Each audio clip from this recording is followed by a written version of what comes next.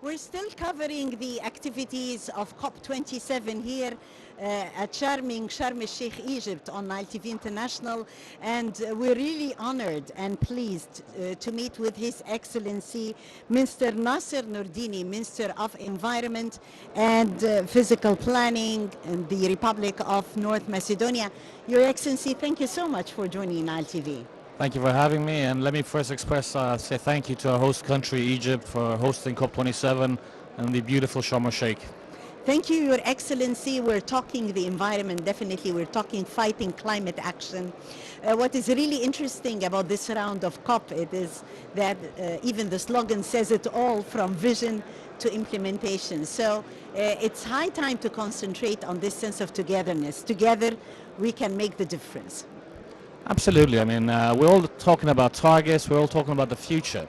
However, though, what we need to all realize is we're in this together. If we're not going to do our part, each one of us, irrelevant of how big the country is, how much in regards to greenhouse gas emissions we emit, we need to be in it together if we want to have a sustainable future for our future generations.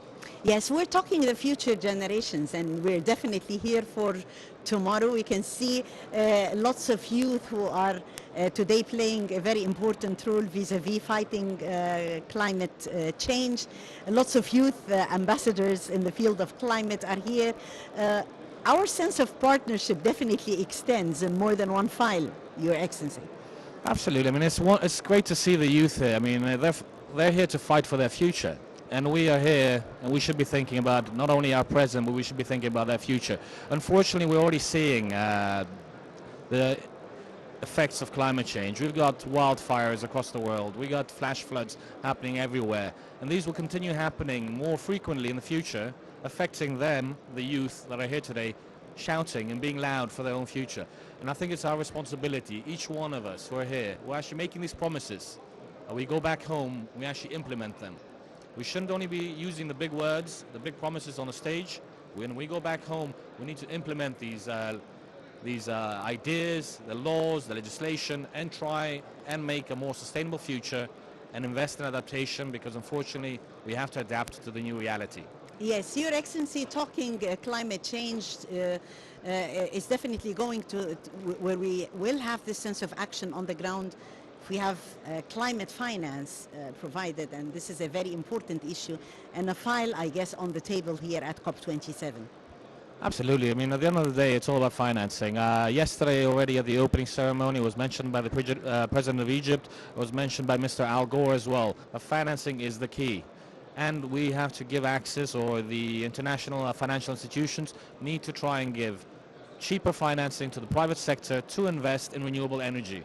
Because the majority of investments when it comes to renewable energy is usually done by the private sector.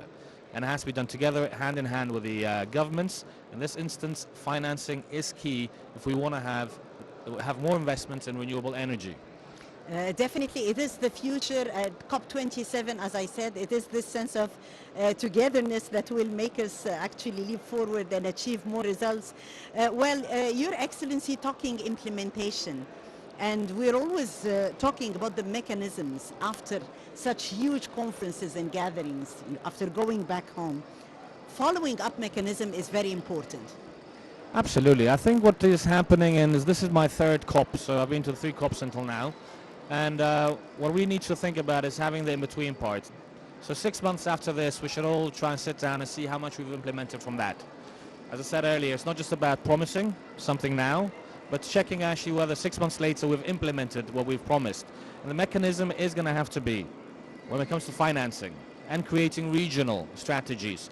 So for example, in our country, in the Western Balkans, it's important that we have a regional strategy when it comes to having the energy policy, the energy strategy, and the whole adaptation in regards to climate change. Thereby, it is important that we do a little in-between check between this COP and COP28, which is going to take place in the UAE. That we actually, in 6 months' time, see what we've implemented, and if we haven't, that we make sure we do it before the next COP. Yes. Attending 3 COPs before, how far do you see COP27 special and different from the previous COPs?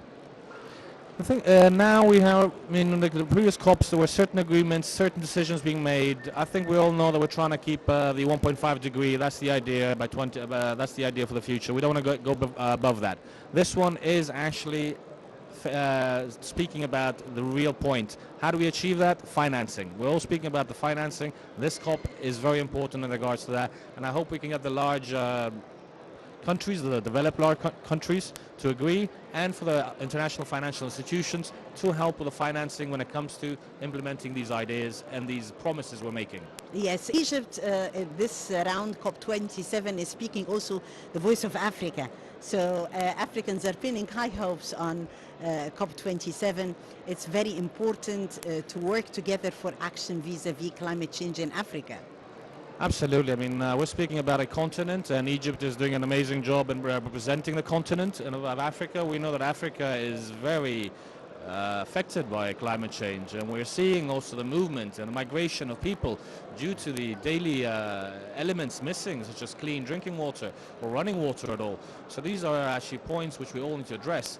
The world has become so small. We can't just be thinking about our own little world where we live. For example, in the Republic of North Macedonia, we have wonderful mountains, we have a lot of water, although that is also changing. We have to be considerate about everything else, and I think Egypt is doing an amazing job representing the whole continent here and speaking about the issues that Africa is facing. And there are some serious challenges that Africa is facing, and they need to be addressed.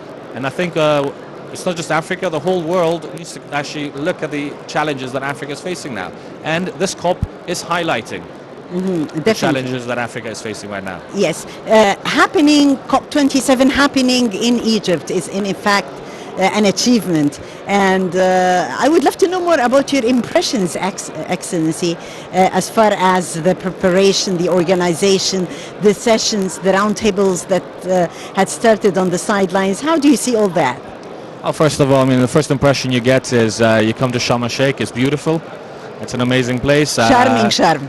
It's charming, exactly. It's very charming indeed. Yeah. And the second thing is, of course, the organization is amazing. It's great. There's specific discussions on certain round tables, whether we're speaking about the just transition or the financing we're speaking about earlier. It's also great to hear the world leaders speak about their ambitions and what they're going to do in regards to climate change and the NDC. Everything's going really well. I think the more people are coming, to what I'm hearing. The first couple of days is the Leaders Summit, and then the more youth, more civil societies, NGOs are going to be joining, which is going to create even more bigger buzz around this COP.